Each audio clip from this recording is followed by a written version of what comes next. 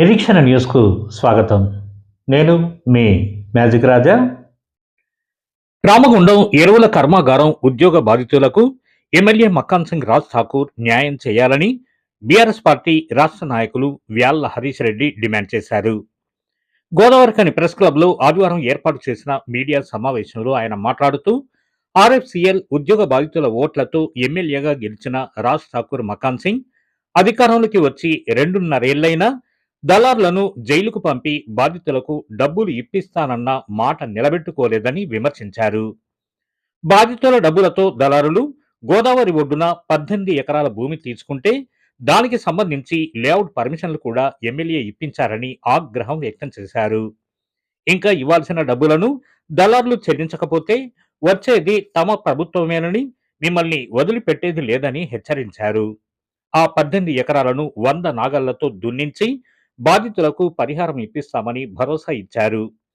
అవసరమైతే బాధితులతో ఢిల్లీకి వెళ్లి కేంద్ర పెట్రోలియం శాఖ మంత్రిని, ఆర్ఎఫ్సిఎల్ ఉన్నతాధికారులను కలుస్తామన్నారు. ఇంకా వినకపోతే గోదావరి ఖనిలోని ఎమ్మెల్యే క్యాంపు కార్యాలయం ఎదుట టెంట్ వేసి ఆందోళన చేపడతామని హెచ్చరించారు. ఇంకా ఈ మీడియా సమావేశంలో బీఆర్ఎస్ పార్టీ అధికార ప్రతినిధి జాహిద్ పాషా, మాజీ కోఆప్షన్ మెంబర్ తస్నింబాను, నాయకులు పోలాడి శ్రీనివాసరావు, మాజీ కార్పొరేటర్లు ఐత శివకుమార్, రవినాయక్, బొబ్బిలి సతీష్, యోజన విభాగ అధికార ప్రతినిధి బూరుగు వంశీకృష్ణ, మాజీ కౌన్సిలర్ కృష్ణస్వామి, నడిపల్లి సాయి, టీబీజీకేస్ కార్మిక నాయకులు రొడ్డ సంపత్, సురేందర్, అడ్డగట్ల గోపి, రాజ్ కుమార్, కళాధర్ రెడ్డి, తెలంగాణ ఉద్యమకారులు పరస స్వాతి, మేకల రామస్వామి, బొట్లపోచం, రంగు దుర్గా ప్రసాద్, అల్లి గణేష్, వజ్జ కొమరయ్య తదితరులు పాల్గొన్నారు. ఈరోజు ఈ పత్రికా సమావేశం ఏర్పాటు చేయడానికి గల ప్రధాన కారణం ఏంటంటే, ఎమ్మెల్యే రాజ్ ఠాకూర్ మక్కాన్ సింగ్ గారు ఎన్నికల ముందు ఈ ప్రాంత ప్రజలకు, ఈ రామగుండం నియోజకవర్గ ప్రజలకు ఒక ప్రధానమైనటువంటి హామీని ఇచ్చి మర్చిపోయారు.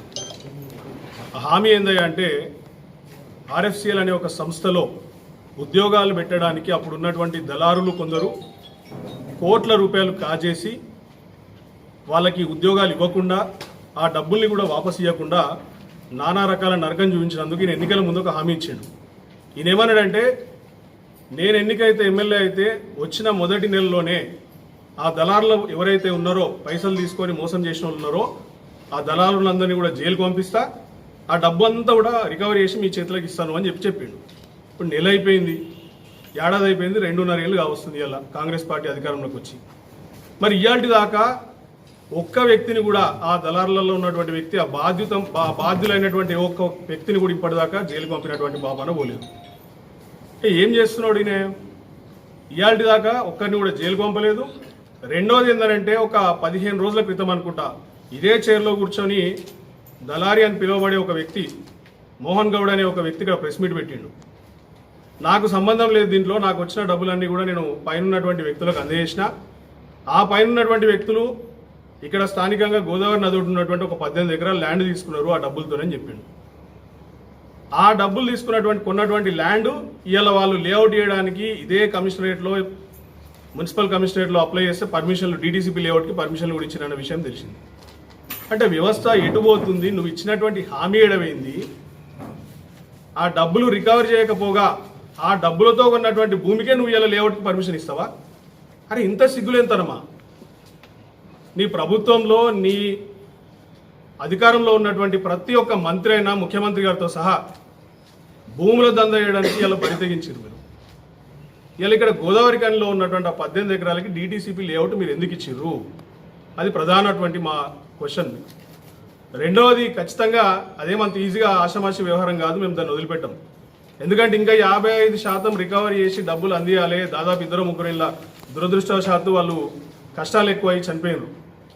ఇలా డబ్బులు పెట్టిన వాళ్ళు కూడా, వీళ్ళందరూ కూడా పాపము చాలా అంటే చాలా పేద తరగతి వ్యక్తులు. వీళ్ళంతా వాళ్ళ ఇళ్లలో ఉన్నటువంటి వాళ్ళ భూములు కానివ్వండి, లేకపోతే ఆఖరికి తల్లుల మెడలో ఉన్నటువంటి పుస్తెల తాళ్ళు కూడా అమ్ముకొని వాళ్ళు ఇలా ఉద్యోగాల కోసం డబ్బులు పెట్టారు.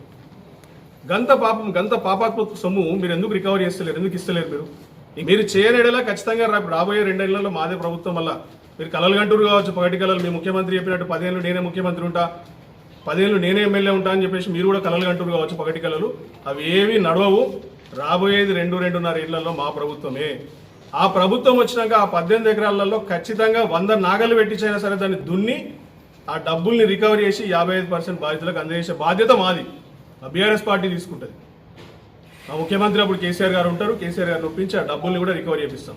మీరు చేయని ఎడల అంటే మీకు ఎందుకు ప్రజల పట్ల మమకారం తగ్గిపోయింది?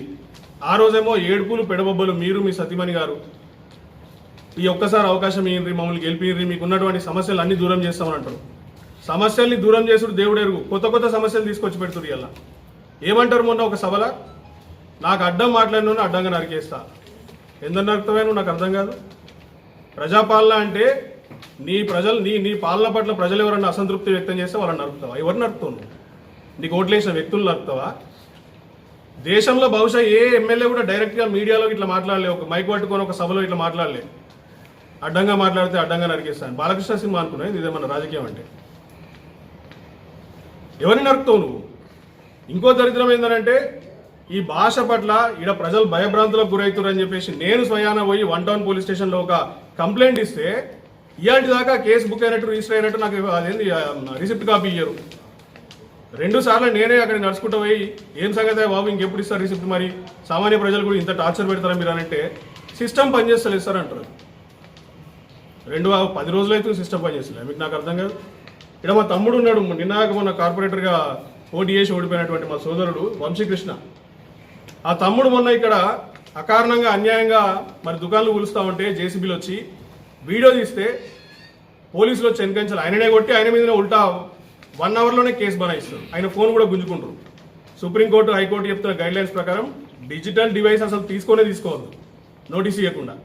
ఆ ఫోన్ తీసుకొని ఆ ఫోన్ కూడా కోర్టు దగ్గర ఆయన తెచ్చుకున్నాడు. మళ్ళీ ఆ ఫోన్ చూస్తే దానిలో డేటా అంతా వీకేసారంట. అంటే దానిలో అక్రమంగా ఆ ఫోన్ అన్లాక్ చేసి దానిలో ఉన్న డేటా మొత్తం తీసేసుకున్నాడంట. అంటే పోలీసులు నాకు ఒక విషయం అర్థమవుతలేదు. మీరు ప్రజల కోసం ప్రజలు కట్టే పన్నుల ద్వారా డబ్బులు వచ్చే జీతాలతో పనిచేస్తుర్రా, లేకపోతే ఎమ్మెల్యే చెప్పు చేతల్లో పనిచేస్తుర్రా? మీరు ఈ మాత్రం దానికి మీకు యూనిఫామ్లు ఎందుకే నాకు అర్థం కాదు. ఆ యూనిఫామ్ తీసేసి కాంగ్రెస్ కండువాలు కప్పుకొని ఎమ్మెల్యే క్యాంప్ ఆఫీసులో ఇంట్లో పనిచేయండి మీరు. అంటే ఎమ్మెల్యే చట్టానికి ఏమైనా అతీతుడా? ఆయన మీదనేమో కంప్లైంట్ ఇస్తే కేసు బుక్ కాదు 10 రోజులకు కూడా. ఆ రిసిప్ట్ కాపీ ఇయ్యరు నాకు. అదే అన్యాయంగా ఏమైనా అన్యాయం జరుగుతూ ఉంటే దాన్ని రికార్డ్ చేస్తే ఆయన ఫోన్ గుంజుకొని ఆయన కొట్టి ఆయన మీద అయితే 1 అవర్లో కేసు బుక్ చేస్తారు. పోలీసులు యంత్రాంగం అంతా కూడా ఎమ్మెల్యే జీ హుజూర్ అంటట్టు పని చేయించుకుంటున్నారు వాళ్ళందరితో. ప్రజాస్వామ్యంలో ప్రజల కోసం పనిచేయాల్సినటువంటి వ్యవస్థలన్నీ ఇక్కడ ఎమ్మెల్యే చెప్పు చేతలో పనిచేస్తున్నాయి.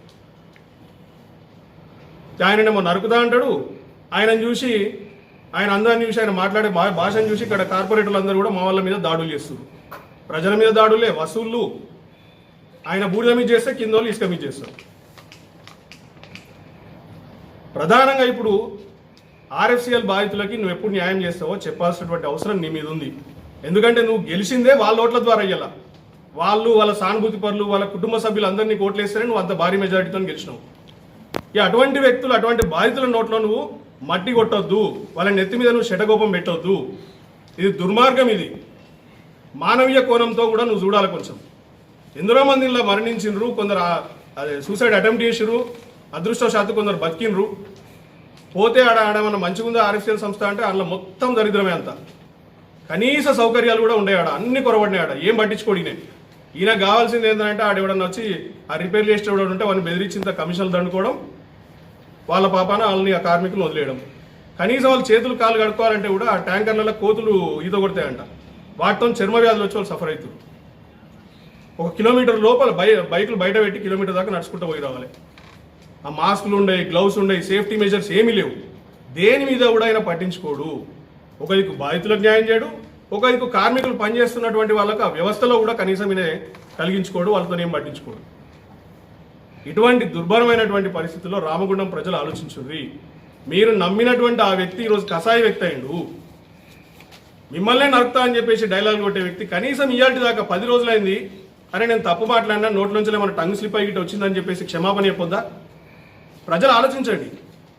ఎవరైనా కనీసం కొంచెం సోయి తప్పి అనుకోకుండా మరి ఏదో ఒక కారణంతో సోయి తప్పి మాటలు మాట్లాడితే తెల్లారి మళ్ళీ క్షమాపణ చెప్తారు.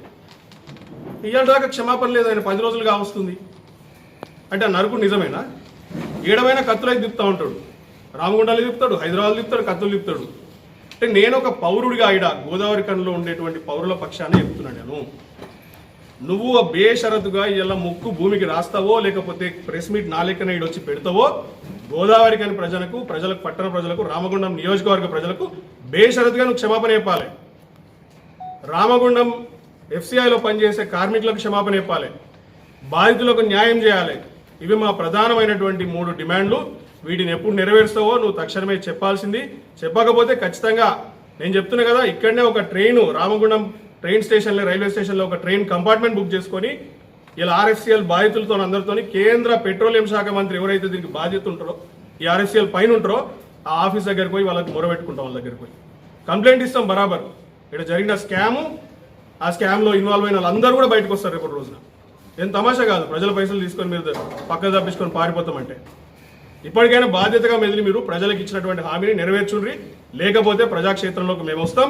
మీ క్యాంప్ ఆఫీస్ దగ్గరే టెంట్ వేస్తాం మేము రేపటి రోజున. గుర్తుంచుకోండి. Thank you. మన నిరీక్షణ న్యూస్ను వాచ్ చేయండి, లైక్ చేయండి, సబ్స్క్రైబ్ చేయండి, మీ మిత్రులకు షేర్ చేయండి.